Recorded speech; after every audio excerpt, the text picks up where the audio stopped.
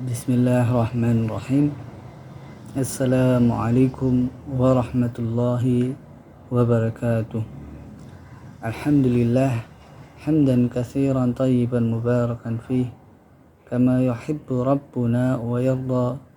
Asyhadu an la ilaha illallah wahdahu la syarika lah wa asyhadu anna Muhammadan abduhu wa rasuluh la nabiyya wa la rasula ba'dah. Kepada Bapak Imran, Dr. Imran Rashidin yang saya hormati, serta teman-teman kelas B yang saya muliakan. Marilah kita senantiasa bersyukur kepada Allah, karena dengan nikmatnya, dengan hidayahnya, serta dengan kekuatannya, kita masih mampu dan masih bisa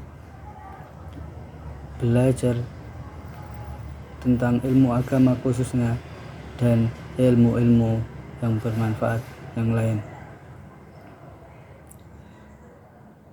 Teman-temanku sekalian, dalam sebuah kehidupan, maka tidak terlepas dari sebuah pengetahuan,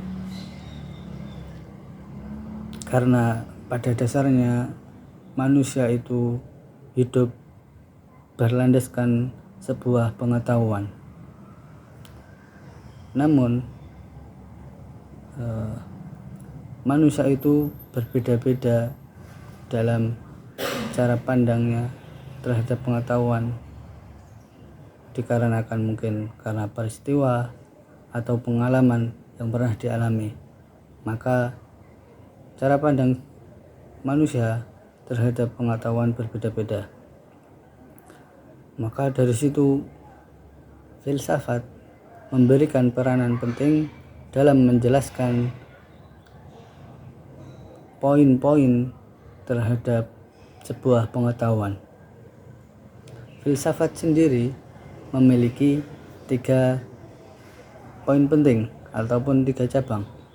Yang pertama yaitu ontologi, yaitu yang membahas tentang keberadaan sebuah pengetahuan, objek dari sebuah pengetahuan. Yang kedua, epistemologi, yaitu menjelaskan tentang bagaimana kita dalam mendapatkan pengetahuan atau proses kita dalam mendapatkan pengetahuan. Dan yang ketiga adalah aksiologi, yaitu menjelaskan tentang hasil dari sebuah pengetahuan. Nah, di sini saya akan menjelaskan sedikit tentang salah satu cabang dari ketiga tersebut, yaitu epistemologi.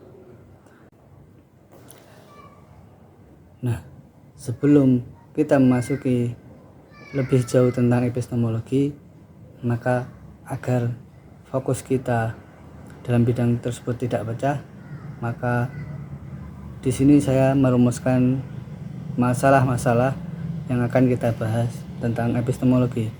Yang pertama yaitu pengertian epistemologi, yang kedua ruang lingkup epistemologi, yang ketiga objek epistemologi, dan yang keempat metode dari epistemologi.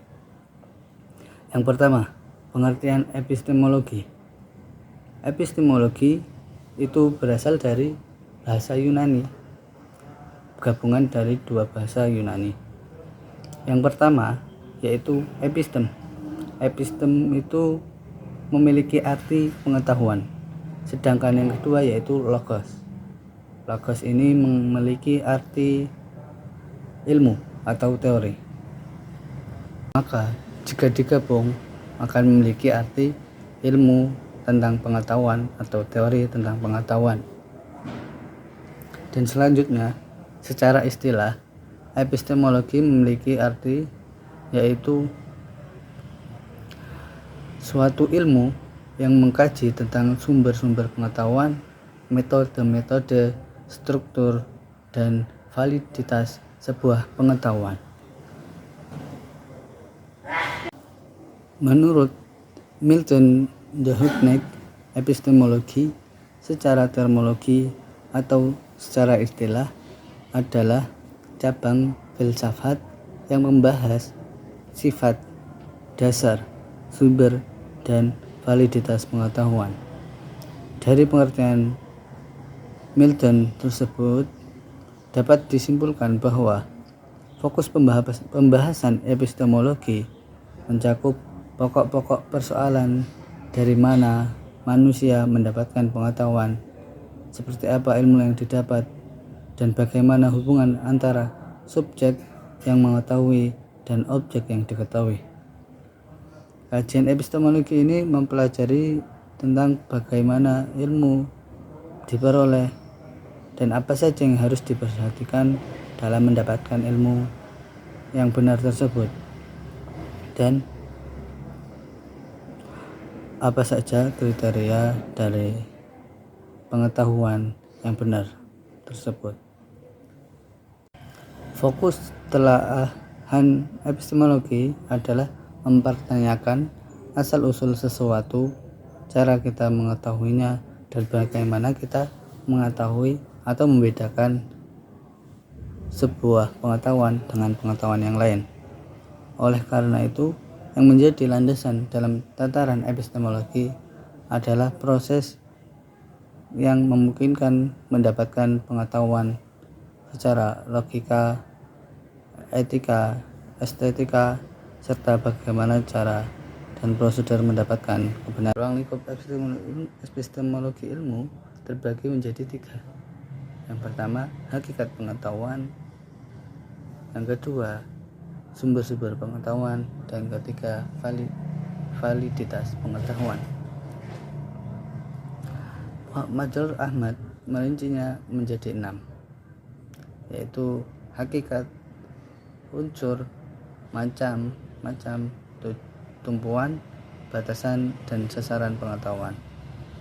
Sedangkan Saifuddin menyebutkan bahwa epistemologi mencakup pertanyaan yang harus dijawab.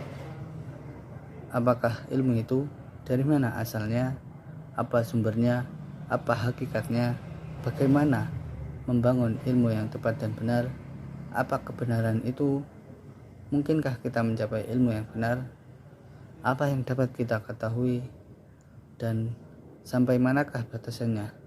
Semua persoalan tersebut diringkas menjadi 2 pokok permasalahan, yaitu masalah pertama, sumber ilmu, dan masalah kedua, benarnya sebuah ilmu.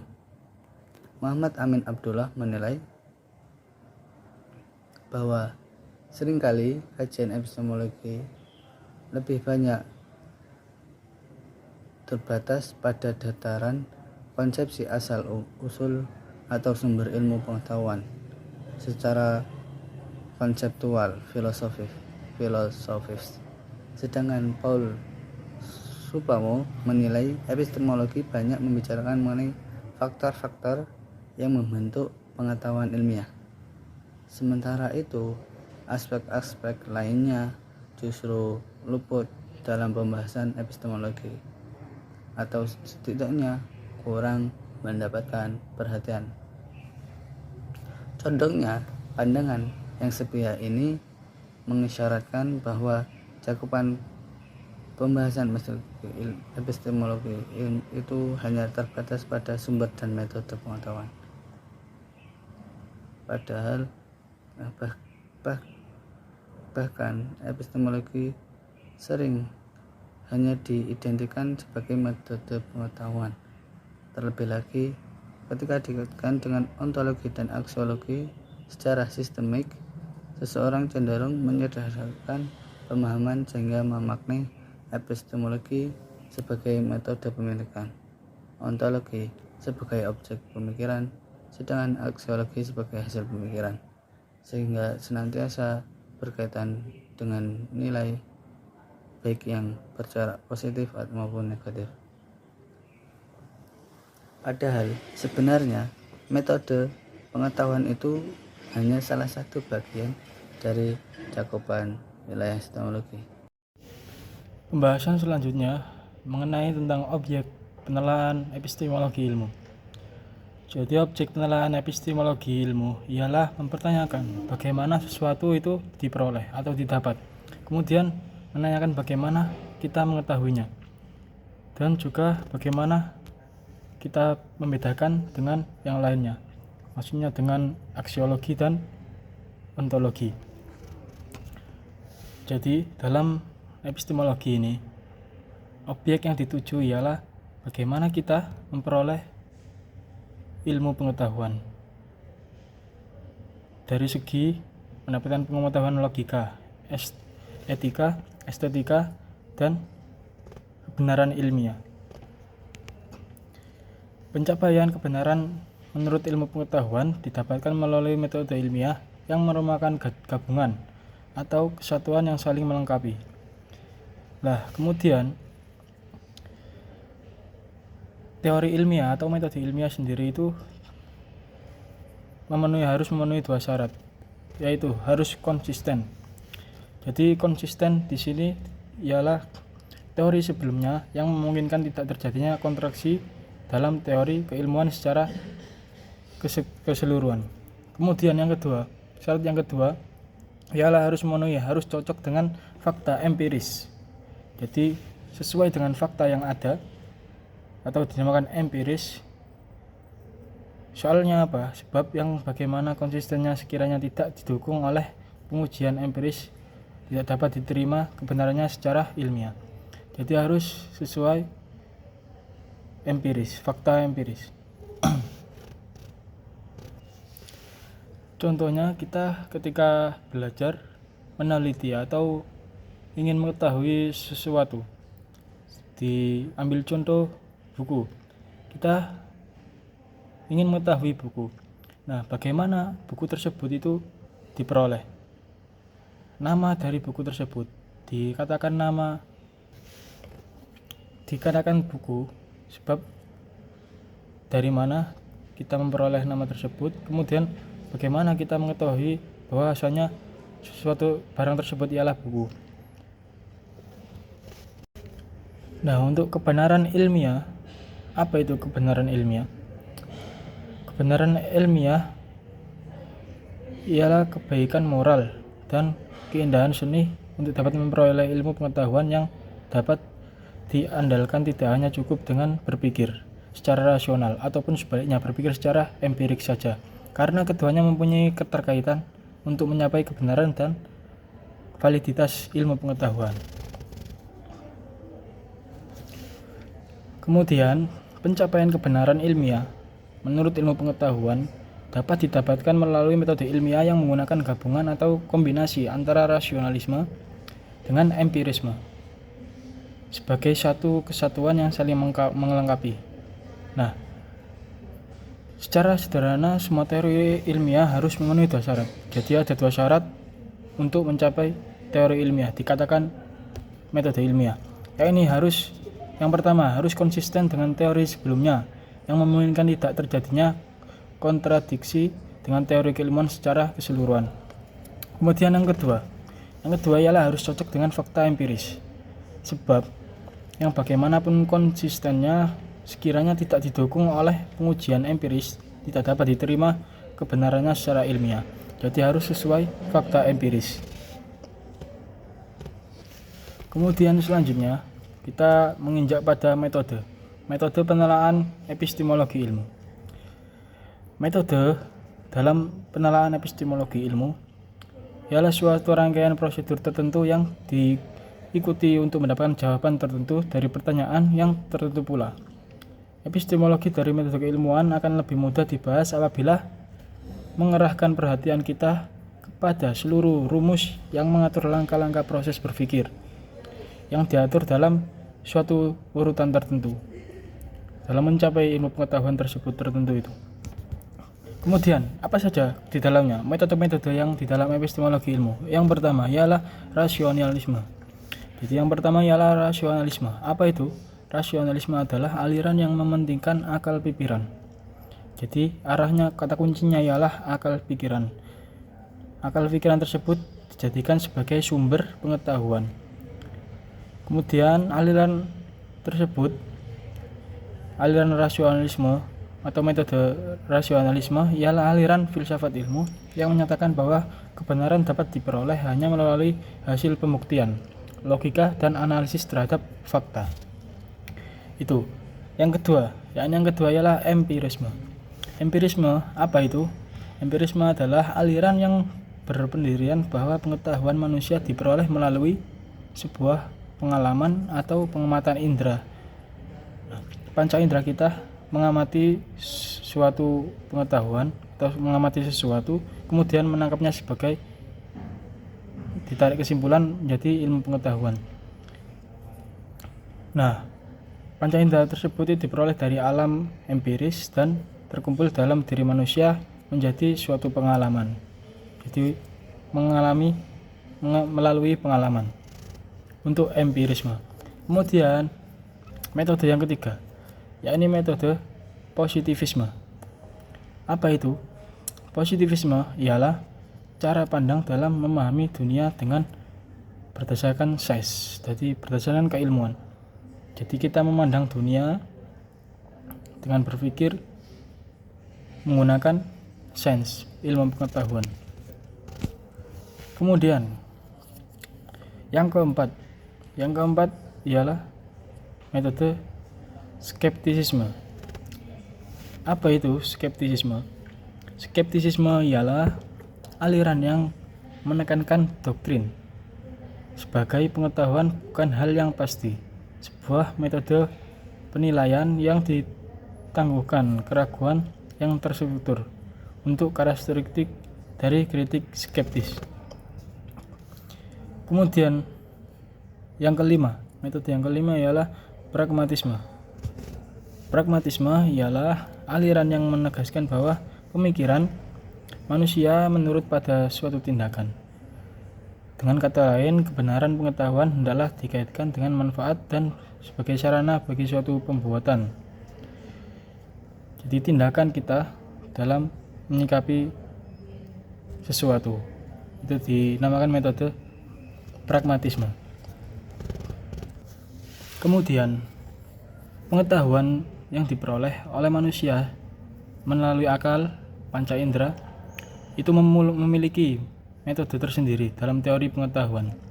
Apa saja? Di antaranya ialah metode induktif. Metode induktif ialah metode yang menyimpulkan data dan fakta. Menyimpulkan data dan fakta yang spesifik, observasi keadaan suatu pertanyaan yang lebih umum. Jadi kita mengobservasi data ataupun fakta yang spesifik, yang khusus, kemudian ditarik kesimpulan menjadi yang lebih umum. Itu metode induktif. Kemudian yang kedua ialah metode deduktif. Metode deduktif ialah metode yang menyimpulkan data yang sudah diketahui kebenarannya. Jadi sebelumnya itu sudah benar, datanya sudah benar, kemudian diproses menjadi pernyataan yang lebih spesifik, jadi lebih khusus.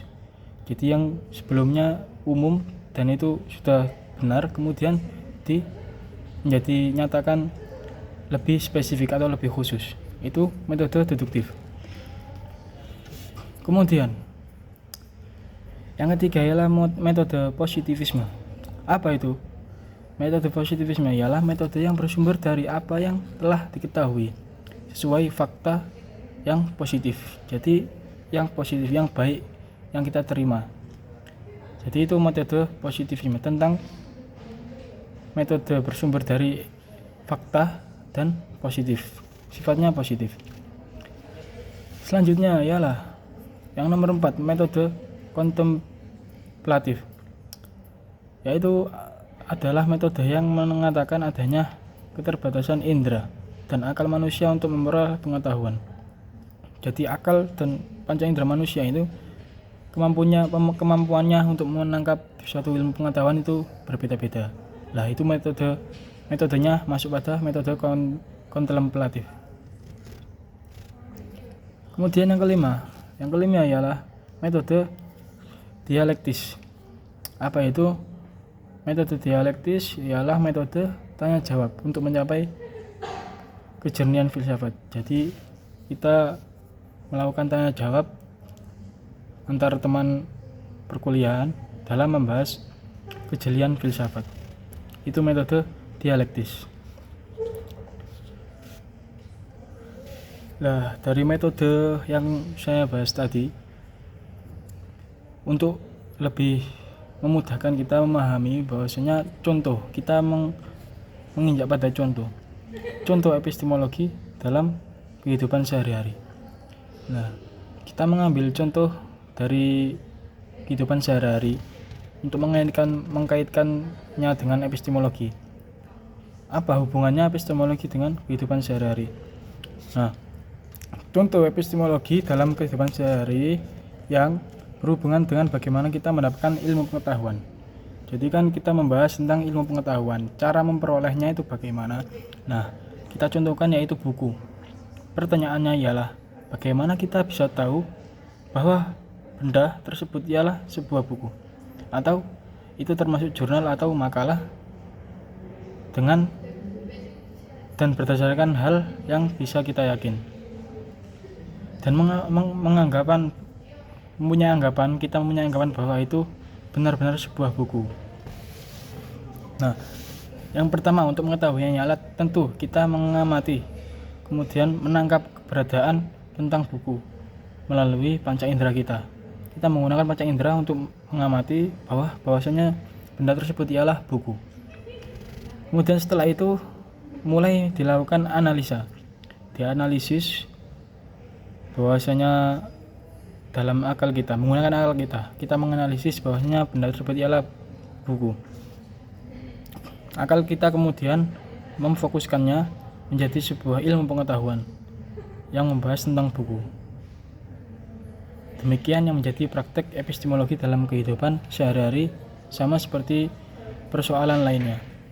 Dari sebuah buku kita teliti bagaimana kita memperoleh nama buku tersebut, kemudian bagaimana kita mengetahui bahwasanya benda tersebut ialah buku, dan kita membedakannya dengan benda yang lainnya.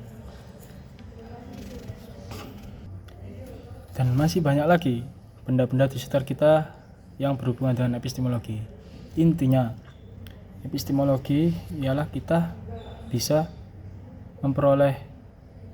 bagaimana kita memperoleh ilmu pengetahuan. Nah, kemudian dapat disimpulkan bahwasanya epistemologi secara bahasa berasal dari bahasa Yunani. Nah, terdiri dari dua kata, yaitu epistem yang berarti pengetahuan dan logos yang berarti ilmu atau teori. Jadi epistemologi dapat diartikan sebagai ilmu tentang pengetahuan atau teori pengetahuan secara bahasa tersebut. Kemudian secara istilah ialah apa itu epistemologi secara istilah? Nah, epistemologi secara istilah ialah suatu ilmu yang mengkaji tentang sumber pengetahuan, metode, struktur, dan benar tidaknya suatu pengetahuan. Jadi harus valid kebenaran pengetahuan tersebut. Nah, kajian epistemologi mempelajari bagaimana ilmu pengetahuan diperoleh, apa yang harus diperhatikan untuk mendapatkan pengetahuan yang benar, apa yang disebut dengan kebenaran, dan apa kriterianya. Nah, dari pengertian tersebut dapat disimpulkan bahwa epistemologi adalah bidang yang membahas tentang bagaimana cara dan proses manusia memperoleh ilmu pengetahuan. Begitupun makna epistemologi dari cabang filsafat ilmu. Nah, dari pengertian yang kita jelaskan dari awal hingga akhir ini melalui pengertian epistemologi, kemudian ruang lingkup epistemologi, kemudian objek dari landasan epistemologi, kemudian metode. Nah, kita mengetahui bahwasanya kita itu dianjurkan untuk mempelajari filsafat. Di melalui filsafat ilmu, kita dari berbagai cabangnya ada ontologi, aksiologi, kemudian epistemologi. Kita belajar ilmu pengetahuan dengan cara kerjanya yang sistematis. Dengan filsafat, kita mengetahui bagaimana cara kerja untuk mendapatkan ilmu pengetahuan itu secara sistematis. Kemudian secara universal, ialah menyeluruh. Jadi secara menyeluruh dan radikal yang dapat mengupas tuntas dan menganalisis sesuatu secara mendalam. Ternyata sangat relevan dengan masalah hidup dan kehidupan manusia. Di keseharian kita itu tidak luput dengan filsafat. Kita berpikir menjumpai berbagai banyak hal, masalah, dan bagaimana kita memecahkannya dengan kita mempelajari filsafat ilmu. Akibatnya manfaat dari filsafat ilmu tersebut kita itu dapat disiplin untuk bersikap terhadap segala hal yang mengenai pada kehidupan sehari-hari kita. Nah, cukup sekian mungkin dari pengertian atau apapun yang saya sampaikan dan yang disampaikan oleh teman saya masih banyak kekurangan, dan kita meminta saran dan arahan atau masukan jika ada yang kurang, dan apabila ada yang salah saya mohon maaf sebesar-besarnya. Akhir kalam, wallahul muwaffiq ila aqwamit thoriq. Assalamualaikum warahmatullahi wabarakatuh.